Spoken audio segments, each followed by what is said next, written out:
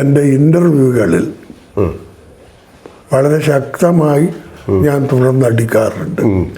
August 14 Mathrubhumi ദിനപത്രത്തിൻ്റെ edit page മുഴുവനും ഒരു interview ആയിരുന്നു. ആ ഇൻ്റർവ്യൂ ചെയ്യുന്നതിന് ഏതാനും ആഴ്ചകൾക്ക് മുമ്പാണ് ഞാൻ മാരകമായ ഒരു സ്ട്രോക്ക് വന്ന് ആശുപത്രിയിൽ നിന്ന് പുറത്ത് വന്നിട്ടുള്ളൂ. എന്നിട്ടും 2 മണിക്കൂർ ഞാനന്ന് സംസാരിച്ചിരുന്നു. 2 മണിക്കൂർ.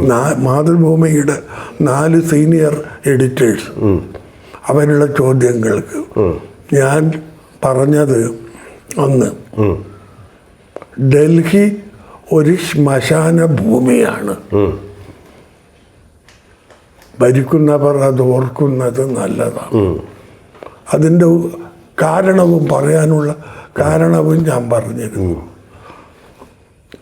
പണ്ട് ഇന്ദ്രപ്രസ്ഥമായിരുന്നു.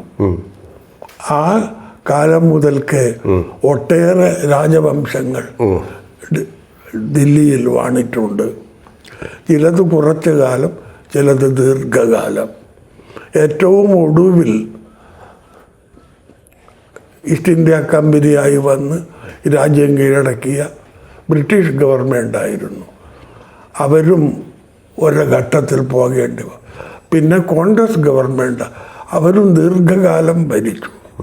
ഇപ്പോൾ BJP ആണ്. ഇപ്പോൾ ഭരിക്കുന്നത് ദില്ലി എന്ന് പറഞ്ഞാൽ ഇന്ത്യ. അത് ഓർക്കുന്നത് നല്ലതാണ് എന്ന് പറഞ്ഞു. അപ്പം അങ്ങ് പറഞ്ഞുകൊണ്ടിരിക്കുന്ന കാലാകാലങ്ങളിൽ എന്തായാലും എതിരെ വരുന്ന കാര്യങ്ങളെ ഞാൻ വിമർശിക്കും.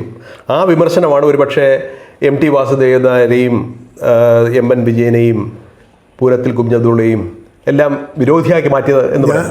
ഞാൻ കളവ് പറഞ്ഞിട്ടില്ല. എനിക്ക് ഏറ്റവും ഇഷ്ടപ്പെട്ട ഒരു എഴുത്തുകാരൻ ഷേക്സ്പിയറാണ്. ഷേക്സ്പിയറുടെ എല്ലാ നാടകവും കംപ്ലീറ്റ് വർക്ക് ഞാൻ വായിച്ചിട്ടുണ്ട്. പുസ്തകം എൻ്റെ അടുക്കലുണ്ട്. ഞാൻ മുതിർന്നപ്പോൾ ഷേക്സ്പിയറുടെ നാട്ടിൽ പോയിട്ടുണ്ട്. ഷേക്സ്പിയറെ സംബന്ധിച്ചുള്ള എല്ലാ സ്മാരക സ്ഥലങ്ങളും സന്ദർശിച്ചിട്ടുമുണ്ട്. എനിക്ക് ഏറ്റവും ഇഷ്ടപ്പെട്ട ഒരു വാചകമുണ്ട്. ചെറുപ്പത്തിലെ എന്നെ വശീകരിച്ച ഒരു be true to thine own self. നീ നിന്നോട് സത്യസന്ധത പുലർത്തും. നീ നിന്നോട് സത്യസന്ധത പുലർത്തും. നിന്നോട് സത്യസന്ധത പുലർത്തുമ്പോൾ എനിക്ക് മറ്റുള്ളവരോടും സത്യസന്ധത പുലർത്താതിരിക്കാൻ കഴിയില്ല.